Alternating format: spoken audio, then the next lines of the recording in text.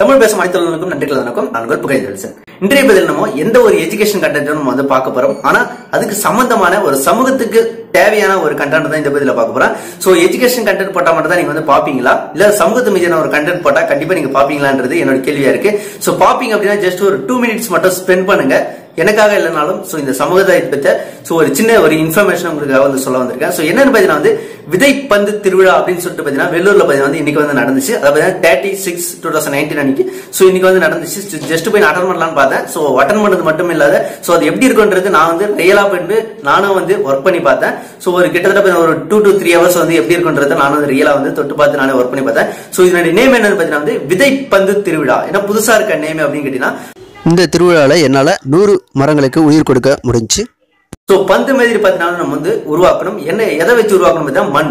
So சாதாரண மண் அது கூட தண்ணி சேர்த்து நம்ம வந்து களிமண் மாதிரி ஆக்கி சோ அது வந்து பந்து மாதிரி வந்து உருண்டையா பிடிக்கணும். சோ இதை வந்து நடக்கிறதுக்கான இயற்கையா வந்து ஒரு 10-15 வருஷத்துக்கு முன்னாடி நடந்துகிட்டு இருந்துச்சு. சோ இப்போ வந்து ரொம்பவே கம்மியாயிடுச்சு. இப்ப நம்ம வந்து செயற்கையா அந்த விதைப்பந்து மூலமா நம்ம வந்து மரங்களை வளர்க்கறதுக்கு முயற்சி எடுத்துட்டு இருக்கோம். சோ இது நடப்பதற்கான காரணமா யாரு இருந்தாங்க அப்படின்றது உங்களுக்கு தெரியும் அப்படின்னா கண்டிப்பா அந்த கமெண்ட் பாக்ஸ்ல எழுதி பண்ணுங்க. அப்படி இல்லைன்னா இந்த பதில இறுதியில வந்து பாருங்க. அந்த களிமண் பந்தை வந்து எடுத்துக்கிட்டு சோ அதுல நடுவுல பாத்தீங்கன்னா ஒரு குழி வந்து எடுத்துக்கணும். சோ அது குழியிட்ட பிறகு பாத்தீங்கன்னா அதுல வந்து பாத்தீங்கன்னா நம்ம வந்து சிறு வகையான விதைகளை வந்து இடணும். எடுத்துக்காட்டா பாத்தீங்கன்னா வந்து வேப்ப விதை, பொங்க விதை. சோ இது பண்ற பாத்தீங்கன்னா ஒரு 4-5 விதை வச்சிருந்தாங்க. சோ 2 விதை இல்ல 3 விதை வந்து உள்ள அந்த குழி உள்ள வச்சுட்டு அது கூட பாத்தீங்கன்னா உரம்னு சொல்லிட்டு பாத்தீங்கன்னா வந்து சோ மாட்டு சாணம் அந்த உரம் எல்லாம் வச்சிருந்தாங்க. மற்றும் தழைகளை வந்து காஞ்சி போன தழைகள் சோ இது வந்து உரம் வச்சிருந்தாங்க. சோ அது வந்து கொஞ்சம் எடுத்து மிடில் வச்சுட்டு சோ அதை வந்து க்ளோஸ் பண்ணிடணும். க்ளோஸ் பண்ணிட்டு ஒரு பந்து மாதிரி நம்ம வந்து குழக்கட்டை சேருமே வந்து உருட்டிடணும். சோ உருட்டிட்டு வெயில காய வச்சோம் அப்படின்னா நல்லாவே அது வந்து காஞ்சிரும். சோ காஞ்ச பிறகு இவங்க என்ன பண்ணுவாங்கன்னு பாத்தீங்கன்னா அதை வந்து எடுத்துட்டு போயிட்டு சோ இன்னொரு இடத்துல வச்சு அது வந்து திருவிழா மாதிரி கொண்டாடுவாங்க அப்படின்னு சொன்னாங்க. எங்கன்னு பாத்தீங்கன்னா வந்து மலை பிரதேசங்களை வந்து எடுத்துட்டு போயிடுவாங்க.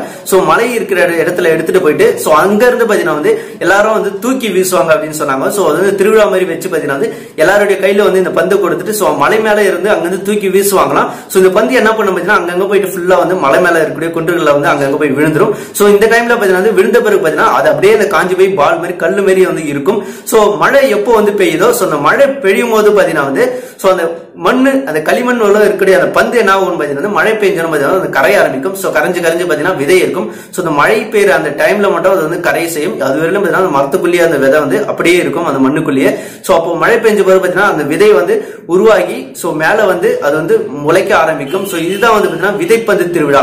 திருவிழா வந்து இப்பதான் நம்ம வந்து செஞ்சுட்டு இருக்கோம். இதே ஒரு 10-15 வருஷத்துக்கு முன்னாடி அதெல்லாம் சோ இதெல்லாம் வந்து யாரும் செஞ்சாங்கன்னு கேட்டாங்க. சோ அந்த அளவுக்கு யாராவது செஞ்சிருக்க மாட்டாங்க. ஏன்னா இதெல்லாம் யார் செஞ்சது அப்படின்னு கேட்டீங்கன்னா இயற்கையாவே நடந்துகிட்டு இருந்துச்சு. சோ இயற்கையா வந்து யார் செஞ்சது அப்படின்னு கேட்டீங்கன்னா பறவைகள் தான் வந்து செஞ்சுட்டு இருந்துச்சு அப்படின்னு நீங்க தெரிஞ்சுக்கணும். சோ இப்போ பாத்தீங்கன்னா பறவைகள் வந்து குறைஞ்சு போயிடுச்சு. சோ பறவைகள் என்ன பாத்தீங்கன்னா மரத்துல போயிட்டு இருக்கக்கூடிய பழங்கள் எல்லாம் சாப்பிடும். சோ அந்த பழங்களை சாப்பிட்டு விதைகள் எல்லாம் உள்ள எடுத்து போயிடும். சோ அது போற இடம் எல்லாம் போயிட்டு வந்து அங்கங்க போயிட்டு வந்து அதனுடைய கழிவுகளை வந்து இட்டுரும். சோ இதனால பாத்தீங்கன்னா வந்து அங்கங்க மரம் வந்து முளைக்கிறதுக்கு ஆதாரமா இருக்கும். ஆனா இப்போ பாத்தீங்கன்னா பறவைகள் அந்த அளவுக்கு இல்லை. சோ இல்லாதனால பாத்தீங்கன்னா அந்த அளவுக்கு மரங்களும் பாத்தீங்கன்னா வந்து அந்த இடத்துல பரவுவதும் கிடையாது. சோ இதனால பாத்தீங்கன்னா நம்ம வந்து செயற்கையா நம்ம வந்து விதைப்பந்து திருவிழா மூலமா வந்து இந்த மாதிரி விதைகளை மரங்களை வந்து நம்ம நட்டுட்டு இருக்கோம்.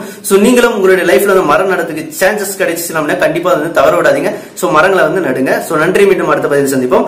சோ இந்த பதிவு வந்து தாராளமா வந்து பார்த்ததுக்கு ரொம்பவே நன்றி. ஏன்னா இந்த மாதிரி கண்டென்ட்ஸும் நீங்க ஆதரவு கொடுப்பீங்க அப்படின்றதுக்கு சோ இது ஒரு ஆதாரம் அப்படின்றது இருக்கும். சோ இது போன்ற கண்டென்ட்ஸும் நான் வந்து கண்டிப்பா உங்களுக்கு விருப்பப்பட்டீங்க அப்படின்னா கண்டிப்பா நான் வந்து அப்லோட் பண்றேன். சோ நன்றி.